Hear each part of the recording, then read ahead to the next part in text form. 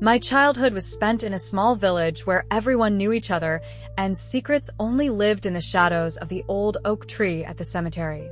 That cemetery had a bad reputation. Everyone knew not to go there after sunset.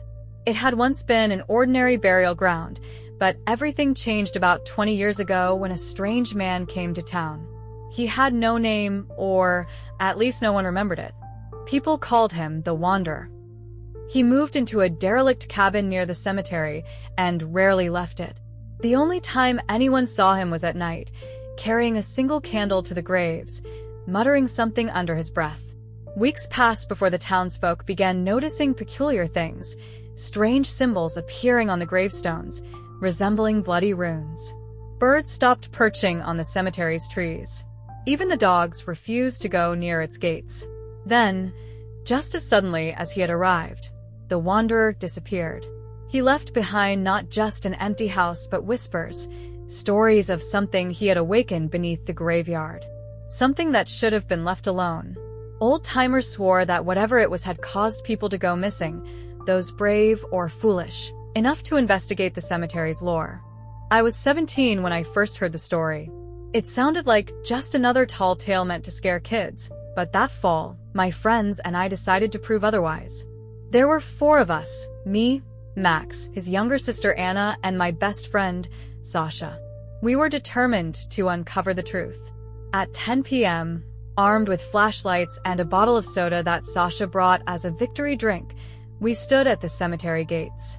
The night was cold and eerily quiet. As we reached the entrance, a sense of unease crept over me for the first time. "Maybe we should go back," Anna whispered, her voice trembling. "What?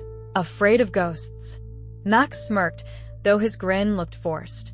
We pushed the gates open, and their creak echoed in the stillness, sending shivers down my spine. It felt like something was watching us from the shadows. The cemetery was sprawling, with hundreds of old graves and trees draping their branches over the headstones like mourning relatives. We walked along the central path until a strange sound broke the silence, a noise halfway between a whisper and a creak. "Did you hear that?"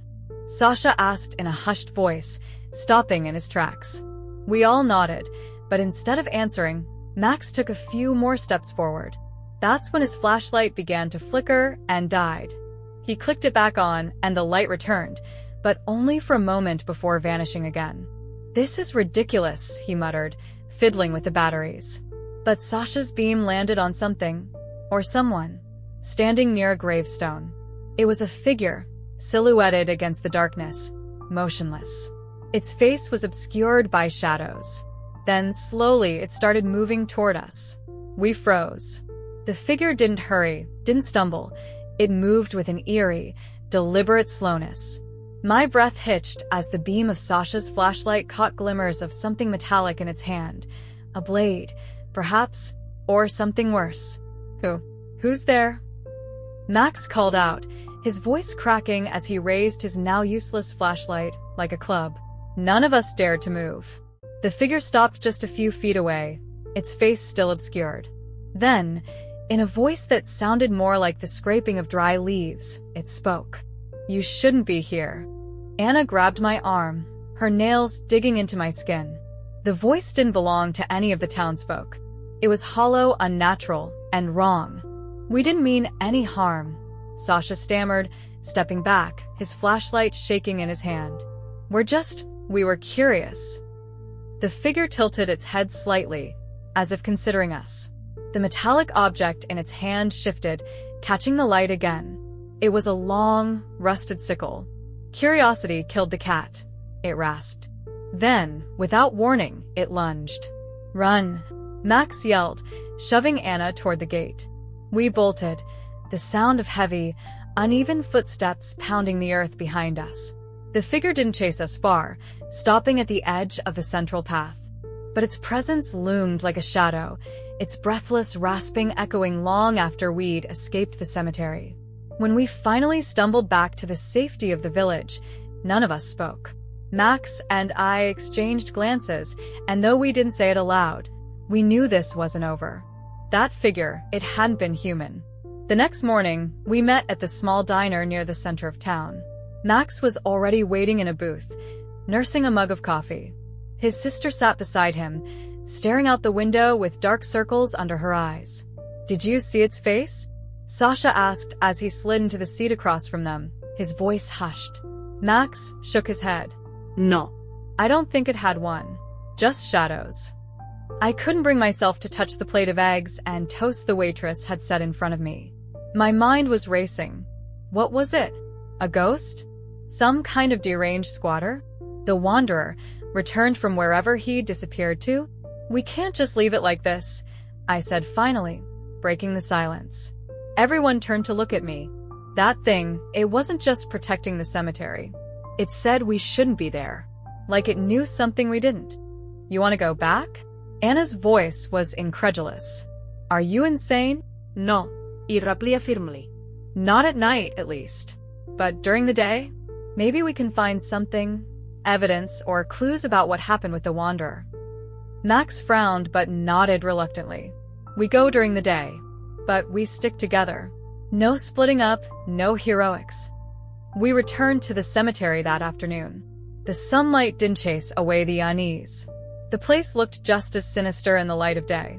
The shadows under the trees seemed too dark, too deep, like they were watching us. We followed the same path as the night before, our footsteps crunching on the gravel. Everything seemed untouched. The graves, the trees, even the gate. But when we reached the spot where we'd seen the figure, something was different. On one of the gravestones, etched into the mossy surface, was a new symbol. It was jagged and sharp, carved as if in a hurry. Sasha crouched to examine it. "This wasn't here yesterday," he muttered. "At least, I don't think it was. Looks like a star," Max said, leaning over his shoulder. "Or no, a pentagram?" "No," interrupta. "It's not a pentagram. It's missing a point. And look, there's something written beneath it." The inscription was faint, like it had been scratched hastily with a knife. I squinted, tracing the letters with my finger. "Nemo vocabit." "What does that mean?" Anna asked, her voice barely above a whisper. "Latin," Sasha said. "I think it means, no one shall call." "What is that even?" Before Max could finish his sentence, the air around us seemed to shift. It grew heavy, thick with an oppressive silence that pressed against my ears. The trees seemed to close in, their branches curling like claws.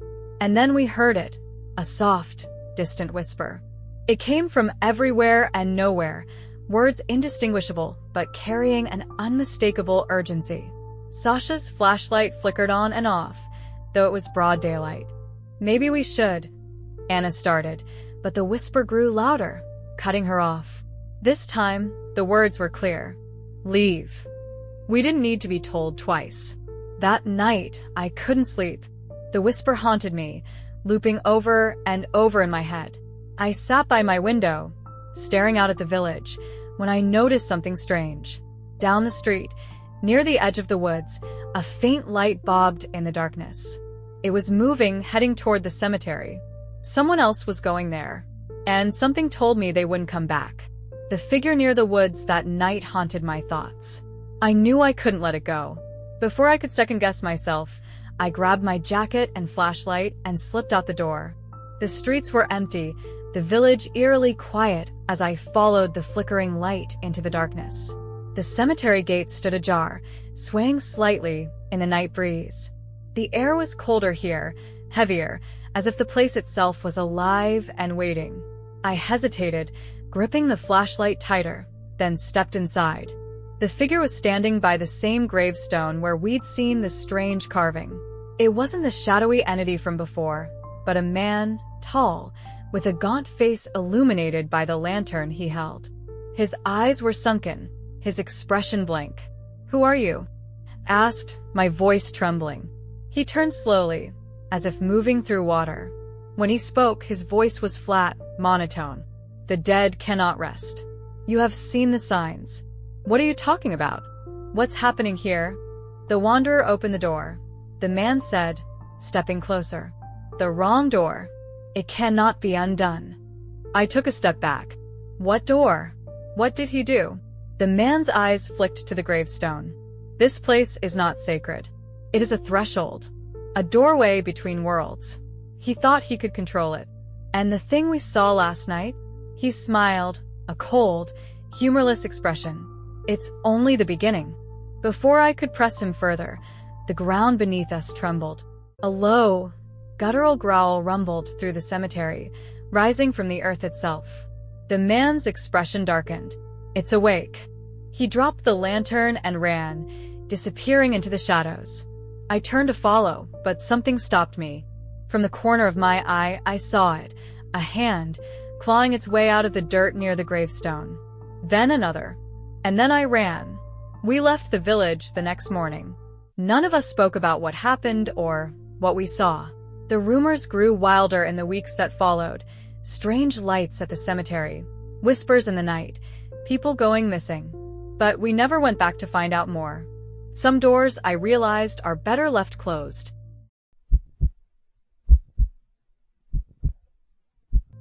The first sign that something was wrong in Miller's Hollow was the smell. It began as a faint, unpleasant odor, something you could ignore if the wind shifted the right way. But as the days went on, it grew worse, thick and cloying, like rotting meat left out in the sun. It seeped into everything, clothes, furniture, even the food. What the hell is that stench? I asked one evening as we sat on the porch of the general store. Old man Grady, a fixture in the town, leaned back in his chair and lit his pipe. "Reckon it's the swamp acting up again," he said, exhaling a cloud of smoke. "Gets like this every few years." But it wasn't the swamp. By the end of the week, the dogs started barking at nothing. They'd howl all night, their mournful cries echoing through the hollow. Then came the sightings. It started with Mrs. Tilly, the widow who lived near the edge of town. She swore she'd seen someone walking through the fields late at night, long after anyone had any business being out. It wasn't natural, she said, her voice trembling. They were shambling, dragging their feet like they didn't know how to walk. And their eyes, they glowed. Everyone laughed it off. The old lady was just imagining things. But then more people started talking. About shadows moving where they shouldn't, about strange figures standing at the edge of the woods. And then the graves opened. The graveyard was quiet that evening, as it always was. A light drizzle coated the headstones, and the air hung heavy with the smell of damp earth and decay. I was walking home from closing up the store when I noticed something strange. The ground around one of the older graves was disturbed, the soil freshly turned. At first, I thought it might have been a prank, kids messing around after dark. But as I stepped closer, the pit in my stomach grew heavier. The grave wasn't just disturbed. It was empty. The headstone belonged to a man named Elias Granger, buried more than 30 years ago. His coffin lay splintered at the bottom of the hole, the lid pushed open from the inside. My flashlight flickered over the jagged wood, and my breath caught. Scratch marks. Long, deep gouges torn into the underside of the coffin lid. "Hello," I called out, my voice shaky. The graveyard was still, but it felt wrong. Too quiet, too cold. And then I heard it. A faint rustling sound, like dry leaves scraping against the ground. It came from the far end of the cemetery, where the older graves sat in rows beneath gnarled trees. My heart pounded as I turned, shining the flashlight toward the noise. A figure stood there, hunched and motionless. It was too far away to make out details, but something about it was all wrong. "Who's there?" I called again, taking a step back. The figure twitched, its head jerking to one side, as if it had just noticed me. And then it moved. It wasn't walking, it was shambling, dragging its feet through the wet grass. My flashlight caught its face for a split second, and I wished it hadn't. The skin was pale and bloated, the eyes clouded over with a milky film. Its mouth hung open, and from its lips came a low, guttural groan. I ran. By the time I burst into the general store, I was gasping for air. Grady was still there, wiping down the counter. He frowned when he saw me. "Jesus, boy, you look like you've seen a ghost," he said, setting the rag down. "Grady," I panted, leaning on the counter. "Something's out there. In the cemetery." His face darkened. "What do you mean, something?" I told him everything. The disturbed grave, the figure, the scratches on the coffin lid. As I spoke, his expression grew grimmer. When I finished, he reached under the counter and pulled out an old shotgun. "Lock the door," he said, loading the weapon. By the time we got back to the cemetery, the drizzle had turned into a steady rain. The disturbed grave was just as I'd left it, but now there were more of them. The ground around at least a dozen plots was churned up, the headstones leaning at odd angles. Grady cursed under his breath. "This ain't kids," he muttered, raising the shotgun. "Stay close." We moved cautiously, our flashlights cutting through the rain-soaked darkness. The cemetery felt alive now, every shadow twitching at the edge of my vision. And then we saw them. They were everywhere.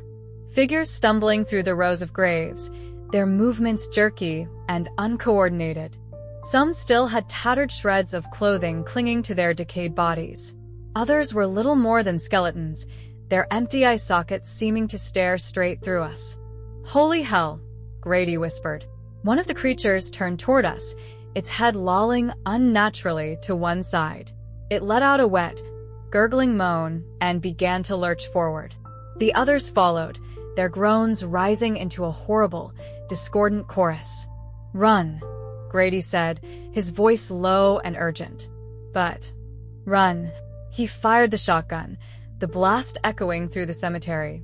One of the creatures dropped, but the others kept coming, their shambling steps quickening. We barely made it back to the store, slamming the door shut and bolting it. Grady shoved a shelf against the door and turned to me, his face pale. "This ain't normal," he said. "This ain't just the dead rising. Something's waking them up. Something old and angry." "What do we do?" I asked, my voice shaking. Grady lit his pipe with trembling hands. "We figure out what's causing this," he said, his eyes narrowing. "And we stop it before the whole damn town turns into one of them." The rain stopped by morning, leaving behind a muddy, gray haze that clung to the streets of Miller's Hollow. The smell was worse than ever, so strong it made my eyes water.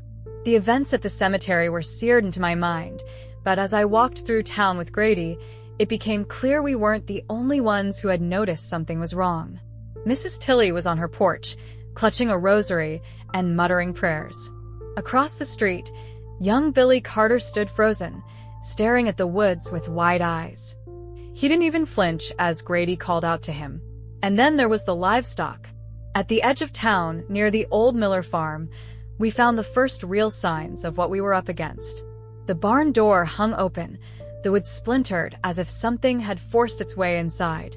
A rancid smell wafted out, worse than anything I'd ever smelled before. Grady raised his shotgun. "Stay behind me," he said, stepping inside. The barn was dark and eerily quiet. My flashlight swept over the walls, the rafters, the scattered hay on the floor. And then I saw it. The cow lay in the middle of the barn, its body bloated and discolored, as though it had been dead for weeks instead of hours. Its stomach was torn open, entrails spilling onto the ground in a slick, black mess. But that wasn't what stopped me in my tracks. Something was moving inside it. At first, I thought it was maggots, large, writhing shapes wriggling through the exposed flesh. But as my flashlight landed on one of them, I realized they weren't insects. They were hands. Tiny, clawed hands, pale and glistening, like something halfway formed. "Christ almighty," Grady muttered, his voice shaking. One of the hands twitched, and then the thing crawled out of the carcass. It was small, no bigger than a dog, its skin translucent and stretched over a grotesque, malformed body. Its eyes glowed faintly, the same milky white I'd seen in the cemetery. It let out a high-pitched screech, and more of them began spilling out of the cow's corpse. "Run," Grady shouted, firing a shot. The thing exploded in a spray of black ichor, but two more took its place, scuttling toward us with terrifying speed. We bolted out of the barn, slamming the door shut behind us. The creatures scratched and screeched on the other side, but for now, the heavy wooden door held. "What the hell were those things?" I gasped, doubling over to catch my breath. Grady wiped sweat from his brow. "Something unnatural," Whatever's waking the dead, it's spreading. Infecting. Infecting? He nodded grimly. I've seen this kind of thing before, back when I was a young man. There was a mine collapse up north. Whole place got swallowed up by the earth. A few weeks later, same smell, same strange creatures. They called it a curse, but I think it's something older. What happened? Grady's jaw tightened. We sealed the mine. Didn't stop it, just buried it. Bought us some time. Do you think we can stop it here? He didn't answer. By nightfall, the town was on edge. Word had spread about the cemetery, and people were locking their doors and boarding their windows. But it wasn't enough. The first attack came just after sunset. Old Man Harkins, the blacksmith, was the first to go. His screams echoed through the streets as we saw his front door splinter open and the shambling dead poured inside. By the time we got there, it was too late. His lifeless body stood in the doorway, his eyes milky and glowing like the others. They're spreading faster, Grady said, his knuckles white on the shotgun's grip. We're running out of time. We need to get the others, I said. Fortify the church or the school, somewhere we can hold out. Grady shook his head. That won't stop this. If we don't cut it off at the source, we're all dead. Or worse. We gathered what supplies we could and made our way back to the cemetery. It was suicide, but Grady was right, we couldn't fight them off forever. Whatever was causing this, we had to end it. The graveyard was alive now, a writhing mass of bodies crawling from the earth. They didn't seem to notice us at first, too preoccupied with tearing at the dirt, as if digging for something deeper. What are they doing? I whispered. Grady's face was grim, looking for the source. We crept past the undead, toward the back of the cemetery where the oldest grave stood. The ground was broken here, split open like a wound. A faint red glow emanated from the largest crack, and the smell was nearly unbearable. That's it, Grady said. That's where it started. As we approached, the glow grew brighter, pulsing like a heartbeat. I could see something at the bottom of the fissure, a black, jagged object half buried in the earth. What is that? I asked. Something that should have stayed buried, Grady replied. And then the ground shook. The undead turned as one, their milky eyes locking onto us. From the fissure came a guttural roar, deep and resonant, like the earth itself was screaming. Go! Grady yelled, shoving me toward the edge. I'll cover you. Grady held his ground, firing at the undead as I scrambled toward the fissure. The glow grew blinding, and the roar reverberated in my chest. The black object at the bottom seemed alive, its surface shifting and writhing like a mass of shadowy tendrils. What do I do? I shouted, looking back at Grady. Destroy it, he bellowed, reloading his shotgun. Whatever it takes. I slid down the edge of the fissure, the heat from the object searing my skin even from a distance. My hands trembled as I pulled a crowbar from my bag and swung at the thing with all my strength. The impact sent a shockwave up my arms, but the object didn't budge. Instead, it let out a piercing scream that made my ears bleed. The undead surged toward the fissure, drawn by the sound. Grady fired again and again, but they overwhelmed him, dragging him down in a flurry of clawed hands. I screamed, but there was nothing I could do. The object pulsed, its tendrils reaching out toward me. I felt them wrap around my wrists, cold and slick, pulling me closer. My mind filled with whispers, an ancient, guttural language that I couldn't understand but instinctively feared. With one last desperate swing, I brought the crowbar down on the object's core. This time, it cracked, releasing a blinding light. The tendrils retracted, and the fissure began to collapse. I climbed out just as the earth swallowed the black object. The undead froze, their bodies crumpling to the ground like puppets with cut strings. For a moment, the night was silent. But as I looked back at the cemetery, I realized the fight wasn't over. The fissure was gone, but the glow remained, spreading outward like veins of molten lava beneath the ground. I turned and ran, the whispers chasing me all the way back to town. The town was empty when I returned. The glow from the cemetery had spread to the streets, and I knew it was only a matter of time before it consumed everything. I drove until the gas ran out, leaving Miller's Hollow behind. But the whispers never left me. Sometimes in the dead of night, I still hear them, and I wonder if destroying the object really stopped it, or if I just set something much worse free.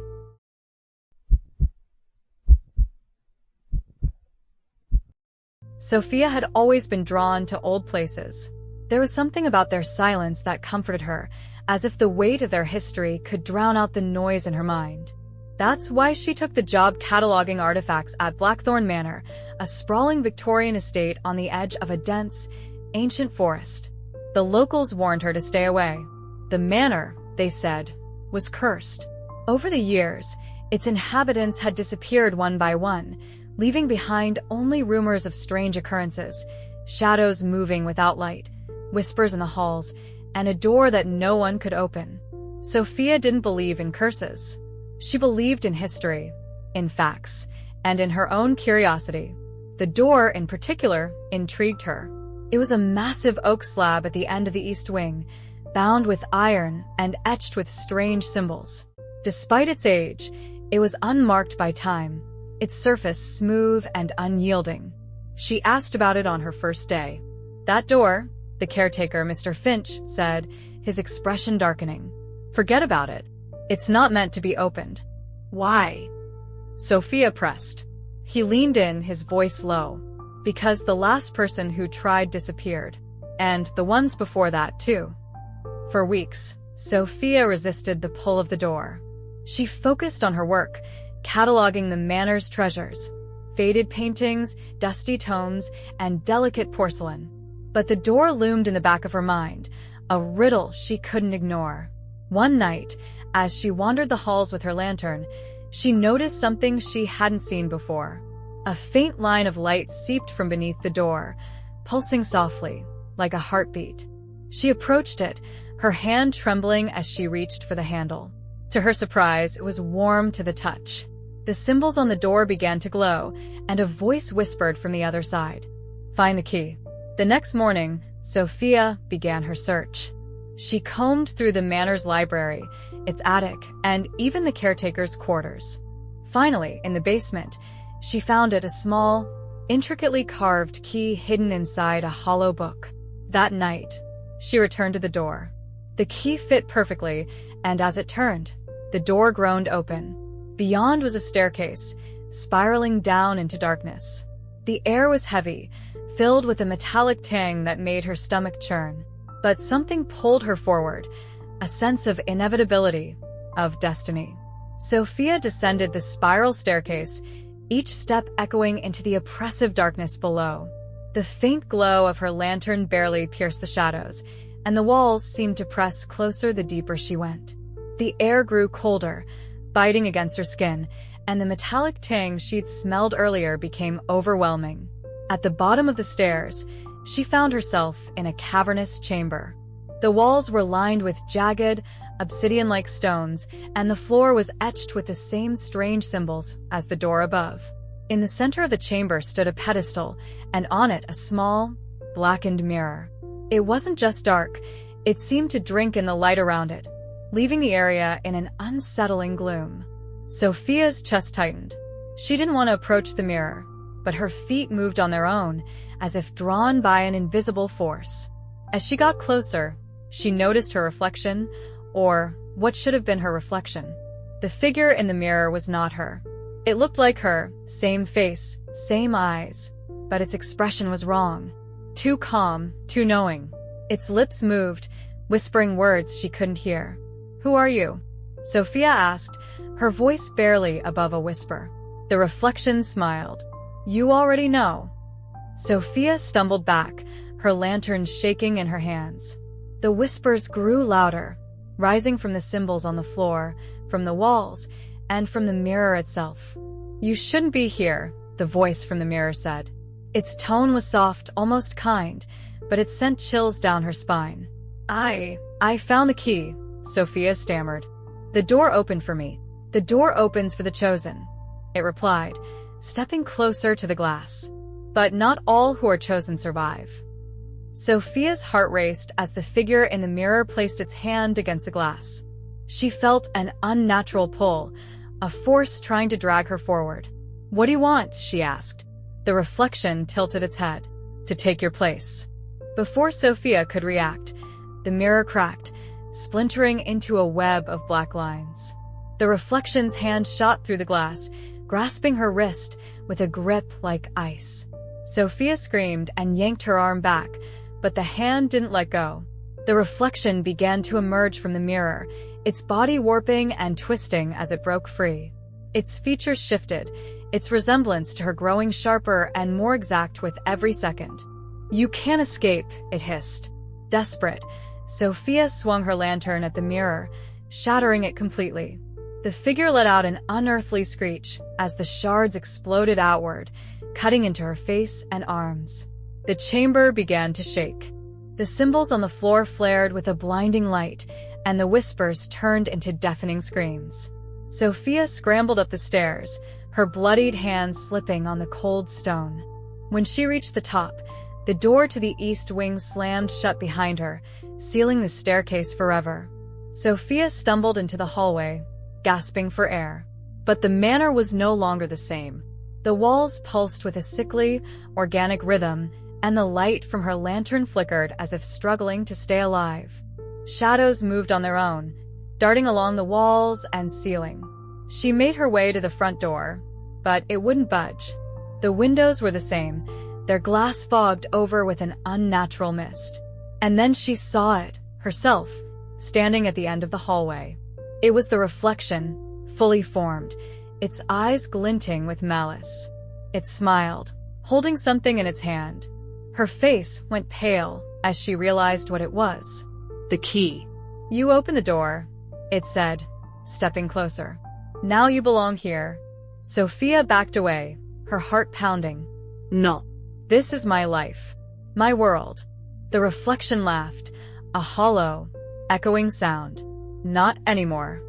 Sophia's scream echoed through the manor as the reflection lunged. But the instant it touched her, everything went dark. When she opened her eyes, she was standing in the cavern again. The shattered mirror was gone, replaced by a smooth, pristine surface. Her reflection stared back at her, smiling. She tried to move, but her body wouldn't respond. She was trapped, her every movement mirroring the figure outside the glass. On the other side, the reflection picked up the lantern and turned toward the stairs. "Thank you," it said softly. "Enjoy your new home." Sophia's silent scream went unheard as it ascended the staircase, leaving her behind in the cold, endless dark. Blackthorn Manor was quiet when the new caretaker arrived weeks later. The previous occupant, Sophia, was never found. But sometimes, at night, the staff hear whispers from the East Wing. And if you stand near the old oak door, you might see a faint reflection in the glass, a woman, trapped, forever reaching out.